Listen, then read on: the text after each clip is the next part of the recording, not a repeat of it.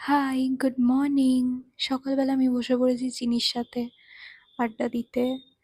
সকাল সকাল আমি জানি না আমার মুখটা কেন এত ফুলে থাকে, অদ্ভুত রকমের দেখতে লাগে আমাকে। আমাকে নিজেকে দেখলে নিজেকেই হাসি পায়।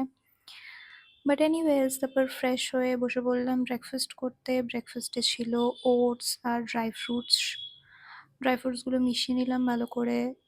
ওটস খেতে অনেকে পছন্দ করে না, বাট আমার বেশ ভালোই লাগে, মোটামুটি খেয়ে নিই আমি। তারপর ফ্রেশ হয়ে নিজের স্কিন কেয়ার করে নিলাম। স্কিন কেয়ার বলতে ওই বেসিক আর কি, সিরাম, ময়শ্চারাইজার আর লিপ বাম, দ্যাটস ইট।